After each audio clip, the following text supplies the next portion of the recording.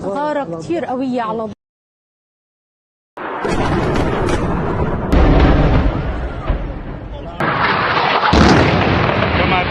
साथियों, आप कैसे हो? उम्मीद करती हूँ आप जहां भी होंगे खैरोआफियत से होंगे। लेकिन आज कई सारी खबरों के साथ एक ये भी है कि हमारा SD24 न्यूज़ चैनल को यूट्यूब ने कम्युनिटी गाइडेंस का बहाना बनाकर हमेशा के लिए यूट्यूब से डिलीट कर दिया है। शुक्र है हमने फिलिस्तीन के नाम पर एक बहुत बड़ा चैनल कुर्बान कर दिया है। अब हम इसी छोटे से चैनल पर अपडेट देते रहेंगे। अगर आपको लगता है कि हम सही जानकारी देते हैं तो आप इस चैनल को भी बड़ा कर सकते हो।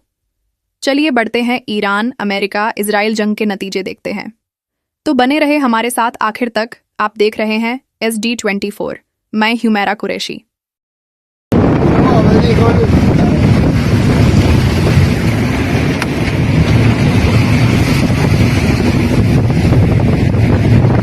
ट्रंप से ज्यादा नेतन्याहू की फटी पड़ी है, इसलिए वो चाहता है कि सारी दुनिया के सभी मुल्क इस जंग को रोके। खुलकर कहने से भी फट रही है, क्योंकि यह जंग उसने ही शुरू की है। उधर रूस के राष्ट्रपति पुतिन ने कहा, ईरान जंग के नतीजे कोविड-19 से 10 गुना ज्यादा खतरनाक हो सकते हैं।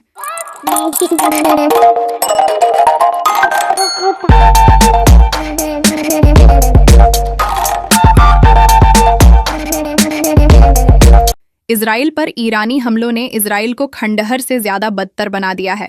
हालात बेहद तनावपूर्ण है।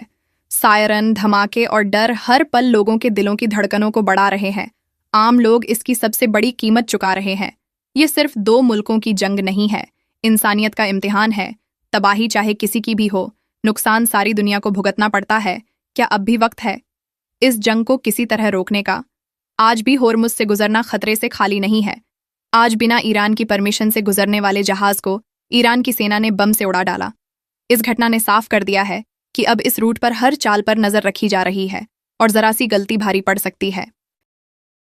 साथियों, SD24 न्यूज़ को 25 फरवरी से मिलने वाला फाइनेंशियल सपोर्ट और यूट्यूब के सभी सोर्सेज से जमा इमदाद हालात को देखते हुए 10 मार्च को UNRWA में जमा की जाएगी।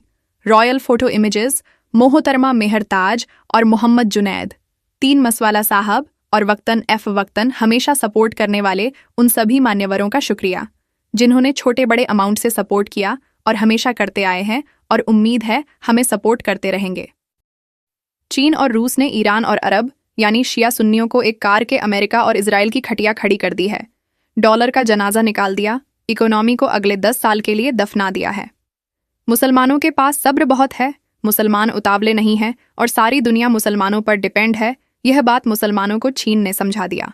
20 साल तक अफगानिस्तान पर जुल्म ज्यादती का बदला 7 साल बाद सोवियत यूनियन को खत्म करके लिया था, तो फिलिस्तीन का बदला कैसे नहीं लेते? अमेरिका अरबों की बदौलत सुपर पावर बना फिर रहा था। इस्लामी दुनिया ने उसे उसकी औकात याद दिला दी। ये होने वाला है, ये जियोनिस्ट लॉबी बखूबी जानती थी। इसीलिए शिया सुन्नी को एक नहीं होने दिया जाता। मिडिल ईस्ट से अमेरिका की गुंडेगिरी खत्म कर बेसिस हटाने का काम पूरा हो चुका है। ये काम शिया सुन्नी दोनों ने मिलकर किया है। ईरान और अरबों की म्यूचुअल अंडरस्टैंडिंग ने कर दिखाया। ईरान अमेरिकी बेसिस पर हमला करेगा और तुम चिड़िचुप बैठे रहना और बीच बीच में कड़ी निंदा करते रहना। आज अमेरिकी डॉलर का जनाजा धूमधाम से निकला। अमेरिकी बाजार धराशायी हो गया। जैसा कि हमने कहा था, अगले 25 साल इस्लामी दुनिया की क़यादत में चीन और रूस दुनिया पर हुकूमत करेंगे। हारे हुए ट्रंप की ईरान के साथ हारी हुई जंग ने डॉलर को हराकर मिट्टी में मिला दिया। अमेरिका ने ईरान पर थोपी हुई जंग दुनिया में तेल और गोल्ड की कीमत को बढ़ा देगी और शेयर बाजार और डॉलर पर लंबे वक्त तक गहरा असर छोड़ेगी।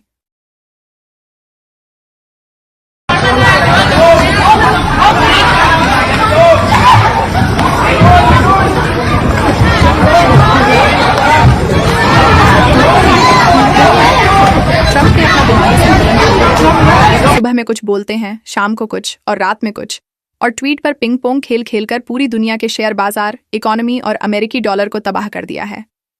पिछले 75 सालों में पहली बार अमेरिका और इजराइल को इस जंग में बुरी हार का सामना करना पड़ा।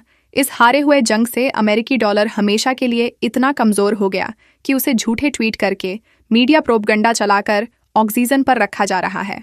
क्योंकि दुनिया की रिजर्व करेंसी के तौर पर डॉलर के किरदार के लिए मिडिल ईस्ट बहुत बड़ा स्ट्रैटेजिक अहमियत रखता है।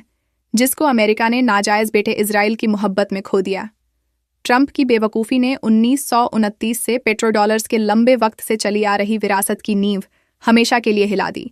अब फ्यूचर में ग्लोबल ट्रेड्स और ग्लोबल रिजर्व्स में डॉलर का इस्तेमाल खत्म होना शुरू हो जाएगा, जिसकी वजह से सोना चांदी का दाम आसमान छुएगा और अमेरिका का स्टॉक मार्केट जमीन में धंस जाएगा।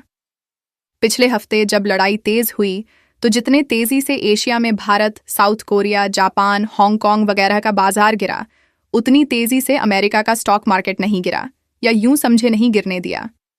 मगर एक बात तो पक्की है, अब ग्लोबल इन्वेस्टर्स फ्यूचर में अमेरिका में इन्वेस्ट नहीं करेंगे और अपना निवेश अमेरिका से दूर डाइवर्सिफाई करेंगे, जिसका फायदा चीन, हांगकांग, जापान और मिडिल ईस्ट के शेयर बाजार को होगा। भारत का शेयर बाजार इकोनॉमी भी ट्रंप के हारे हुए जंग का फायदा उठा सकता था, अगर अमृतकाल में संघ की सरकार चुनाव जीतने के लिए टैक्स टेररिज्म और भारतीय बैंकों को डुबाने का खेल नहीं खेलता। डोनाल्ड ट्रंप की हारी हुई यह ईरान जंग अमेरिका की तबाही के लिए इस सदी का सबसे अच्छा शगुन है और इजराइल और अमेरिका के इकोनॉमी, इज्जत, आबरू और मार्केट के ताबूत में आखिरी कील साबित होगी। साथियों, अपने बच्चों की पढ़ाई लिखाई पर ध्यान दीजिए। कोशिश कीजिए को बच्चे ग्रेजुएशन के साथ अंग्रेजी लिखने पढ़ने की अच्छी सलाहियत बनाएं, साथ साथ अरबी या तुर्की या फारसी ज़बान ज़रूर सीखें। इस जंग के बाद मिडिल ईस्ट, तुर्की, ईरान में बहुत जॉब्स निकलेंगे। अमेरिका इजराइल दोनों जलील कहने से और रील बनाने से कुछ हासिल नहीं होने वाला। अगर आपको लगता है कि हम सही जानकारी देते हैं तो अपनों को वीडियो शेयर ज़रूर कीजिए। तो ये थी आज की अहम जानकारी और चुनिंदा खबरें। मिलते हैं अगले वीडियो में, तब तक के लिए फ़ी अमानिल्लाह। आप देख रहे हैं सोशल डेमोक्रेटिक न्यूज़ SD24।